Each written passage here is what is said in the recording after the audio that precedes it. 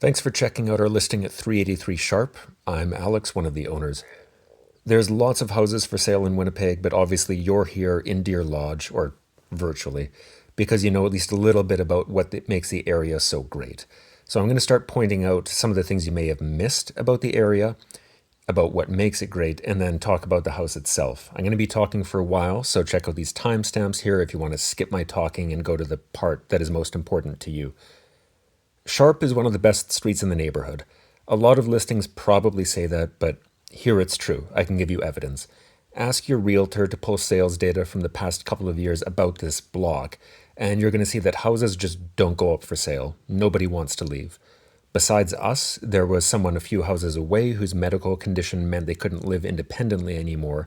That sold instantly last month for more than $50K over asking. As far as I know, that's it on this block, for years. As for us, we just wanted more space for kids, and the freedom of remote work allowed us to tolerate a longer drive when we actually needed to drive. And minor gripes. With me being over 6'2", I had no realistic way to, make the basement that much taller, to have a gym with a treadmill and do space for overhead exercises. But not a deal breaker to the average person. We were in your position just 6 weeks ago, so we know the stress that comes with wondering what you're putting this huge amount of money towards that you've saved for years. Like, is this basement going to flood? Are there crazy neighbors? Is there something weird they're hiding behind that wall? I'm going to put you more at ease and give you a lot of evidence and receipts and invoices that every other listing is not going to show you, because we are very confident in our house. Let's start far away from the house with the road. As you can see, it's in better shape than most of the north-south roads in the area, like Overdale seen here. And you have the benefit of it being a snow route, meaning that it's a priority for plowing. With infrastructure like NAV Canada's air traffic control and 17 Wings NORAD fighter operations just north, it's always going to be a priority to clear. But on the other hand, it's also not a truck route, so it gets less wear and tear than some snow routes, but gets a lot of investment into it. The block has two strong features. There's a sidewalk and there's a boulevard between the sidewalk and the road. Not all streets in the area have both. Duffield, just one street east, has no boulevard. Or here's Vavasour, one of the bays with no sidewalk. So imagine the implications of not having a sidewalk in the winter. Your car is that much closer to what I'm sure is a very careful plow driver, and any walking you do is going to be on the road. Having the boulevard and sidewalk is not only a gain of effective property size and can provide enough space for an extra car or more garden space, but the buffer of a boulevard makes walking far safer with more separation from the road. And if you're not sure, go for a walk after the open house down Duffield, Guildford, or whatever on your way home and see what a difference it makes. And that walkability, that safety, means more foot traffic. This leads to a strong community, and you can see this in evidence right now. Some houses on the block have already set up a Halloween display by now. They've been featured in local media, and you're probably going to get around 100 kids on Halloween. And outside of the Halloween season, if you get to know the neighbors on the block, you're going to get invited to some yard concerts in the summer. Not all streets in the area are equal. The city assesses 383 Sharp at 6,411 square feet. But the lot size for those same addresses on Duffield, 1 street east, or Moorgate, 1 street west, are 800 square feet less. So, the house itself aside, you are just giving up space if you settle to buy on nearby streets. The 50-foot frontage that they share is pretty standard for the neighborhood. This is what 383 Sharp has. But you will see some smaller properties the further east you move, with some extremes being on Ferry and beyond, where they're as little as 25 feet frontage because they're subdivided. So Sharp gives you plenty of room with the frontage and also the depth of 120 feet or so to toy with future renovations, maybe putting in a garage or extending the kitchen back into the yard. Still outside, the tree cover is something you shouldn't look past. Take a look for comparison at Westwood, Lindenwoods, or Bridgewater here.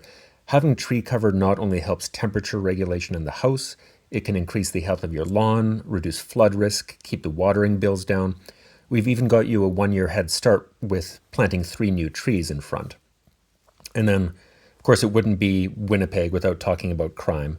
Settling for a house 1 neighborhood east or west will have worse long-term safety outcomes. I'm not saying they're quote-unquote unsafe, but check out the Winnipeg Crime Map and Calls for Service Map, which are available freely through winnipeg.ca. By dividing total number of crimes per population in that neighborhood, and the population I took from the most recent Winnipeg census data, you'll find the following coefficients where higher means more crime per person. So Deer Lodge, where Sharp is 0.39. To the west, Silver Heights, small increase, 0.41. To the east, King Edward, 0.63. So the further east you go, you're looking at increasing the crime rates about 50%.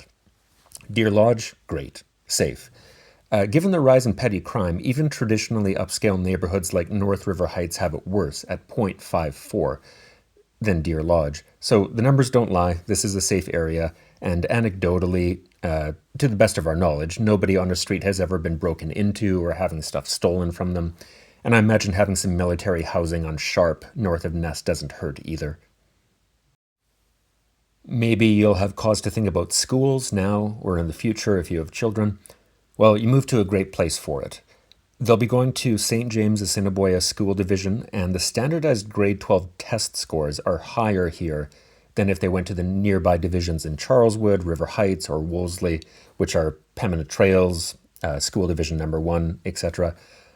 Within the division, you don't get to choose which school the children go to. It's all based on catchment area.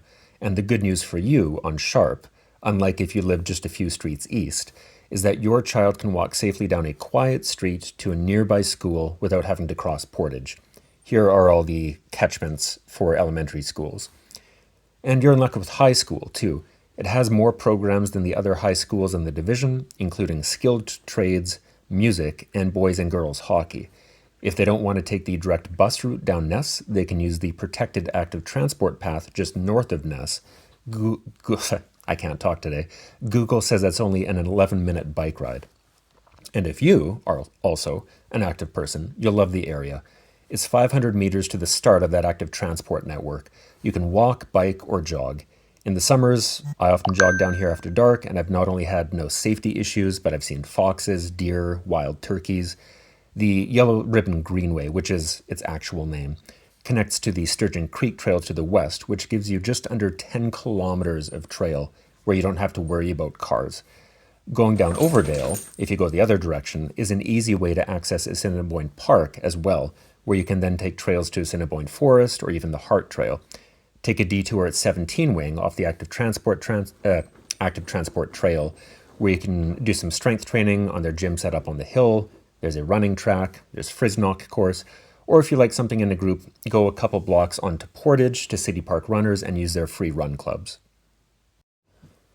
If you prefer to be focused on indoor activity, 17 Wing offers public gym memberships for $402 a year, which is more than $200 cheaper than the YMCA, which is already cheap to start. And 17 Wing offers sports courts, drop-in activity, other registered programs, Olympic lifting pads, plenty of cardio and weight machines that you wouldn't find at conventional gyms as well. The corner of Whitewold and the active transport path is exactly 1 mile from Sharp, 383 Sharp, making a great cool down from the gym. Don't spread the word. I actually love how quiet it is. I'm probably still going to keep going there in the evenings.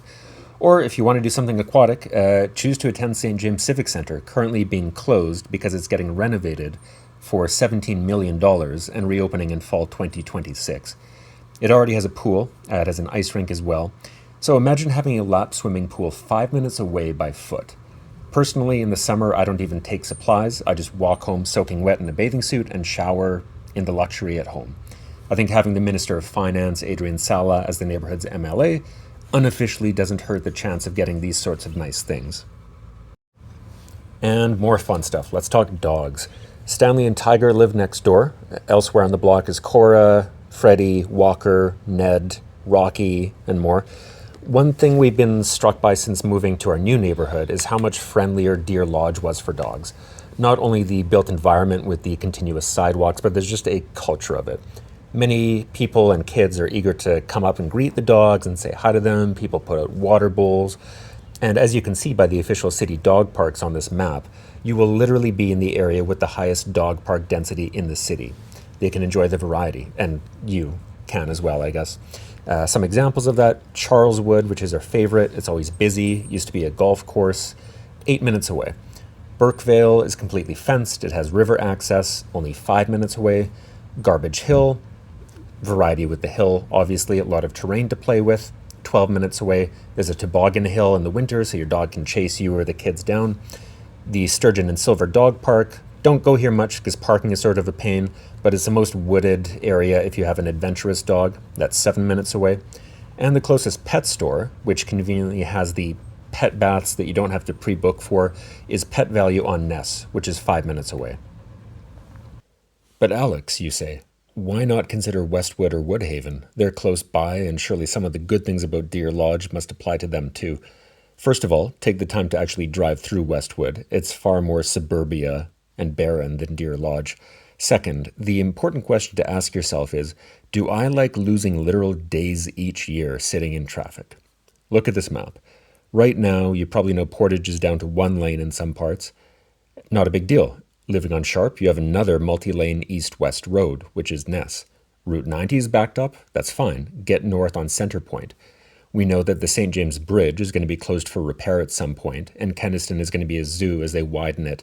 There's a CBC article from a couple of days ago with Scott Gillingham saying it may be down to 1 lane. That's okay. You're laughing. You've got Moray to get across the river. So think of that freedom, and then look here at Westwood and Woodhaven. If you don't look carefully, you just assume you can cruise across Portage at a traffic light and continue on the other way on your other side in a straight line. But look closer. Every single road forces you to turn onto Portage. There are 0 streets that go continually in a straight line across the Trans-Canada. So guess what? Every summer when Portage is under construction, you're in it. You have no choice. And enjoy turning left to get home in rush hour too. And think conservatively, that might add 6 minutes onto your commute.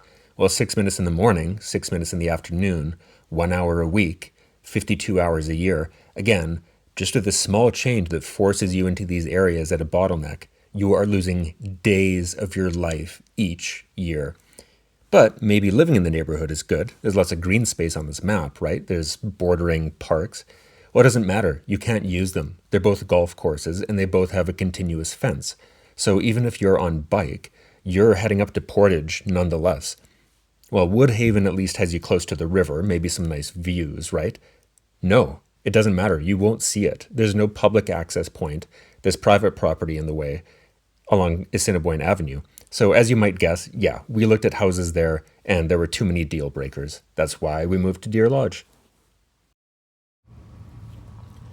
So to recap all of this non-house related stuff so far, on this street, and only this street, you will find the perfect intersection of low crime, good school, community, larger property sizes, walkability, and superior city maintenance.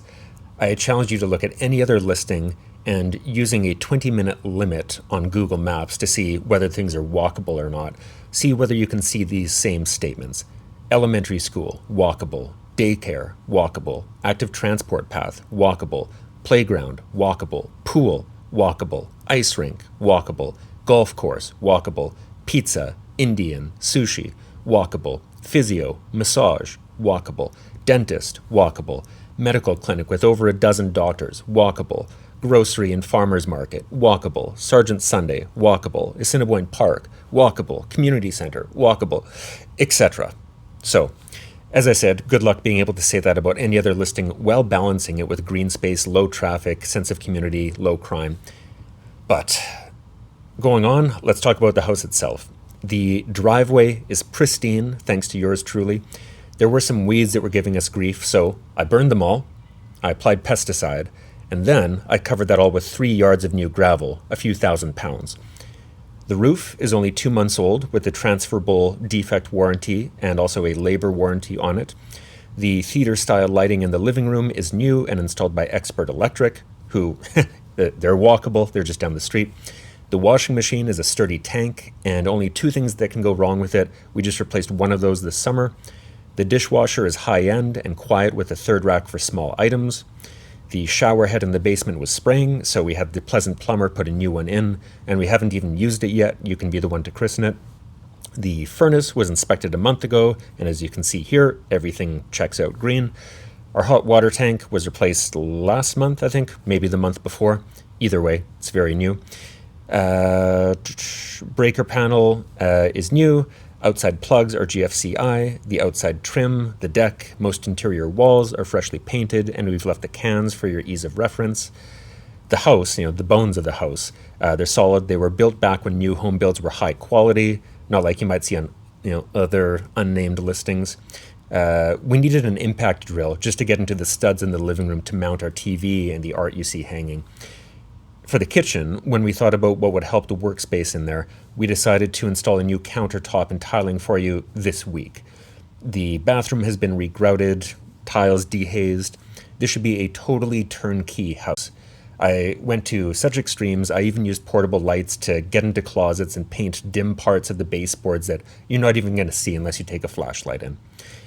We haven't written everything about the house sale contractual stuff yet, but we'll be putting something on the disclosure statement about water seepage, which happened once into the basement. This happened in our first spring there in 2022 when there was a huge temperature swing of something like 20 degrees in a day, and we found some water in the lowest part of our basement, which was near the hot water tank. We went total overkill on it. We dug trenches multiple spots out front to make 4 French drains coming up to 10 feet away from the house. And then we built up high-angle gardens. And then we also planted trees to absorb some more water. We've obviously had no water since. The other disclosure is about mold. The previous owner brewed beer and didn't appear to use a dehumidifier, so we eventually noticed some mold, just as we were getting comfortable in our new house, on the furnace room wall. So we paid thousands for Breathe Easy to come out, kill and remove the mold there, proactively treat the entire basement, plus all ducts in the house to make sure it doesn't happen in the future to you. No problems in the years since. One quick hit that doesn't need its own topic: fire safety. After we moved homes, dealing with the personal and some other brokerage advisors we had, the question kept coming up, are you within 8 kilometers of a fire hall? And that was a hassle for us at our new house because the question was, does a fire paramedic hall count? Does it need to be a large traditional fire hall from which only fire trucks are dispatched? It was a big headache. For you, it is very easy because, as you can see here, one of the city's biggest dedicated fire stations, the one at Portage and Route 90, fire station number 11, is within only 3 kilometers from you. So nice and easy for the home insurance. Also, you have a hydrant about 100 feet away. Anyways, this is the end. I'm going to stop talking. The street's perfect. The house is great. The neighbors are great. We've house sat for each other. If I could turn back time, there is a genuine chance we just choose to continue living in it. But too late, and our loss is your gain, I guess. We were initially going to hang on to it as a rental, hopefully moving back in later after the kids moved out. But the finances didn't end up making sense on that. But I did briefly post it as a rental on Facebook Marketplace and got great applicants like these within hours. So rest assured that if you do, for whatever reason, need to rent it down the road, there should be no problem of finding someone trustworthy pretty quick. But that being said, we have zero intent of selling this to someone who just wants to use it as an income property from the start or flip it. Anyways, congrats on taking the first step to realize that St. James, Deer Lodge, is the perfect neighborhood. Now you just need to get in it. I won't wish you a stress-free bidding experience because that's just frankly impossible with the market nowadays. We lived that 6 weeks ago. But at least now you won't have restless nights before possession wondering if there's anything wrong with it or the street.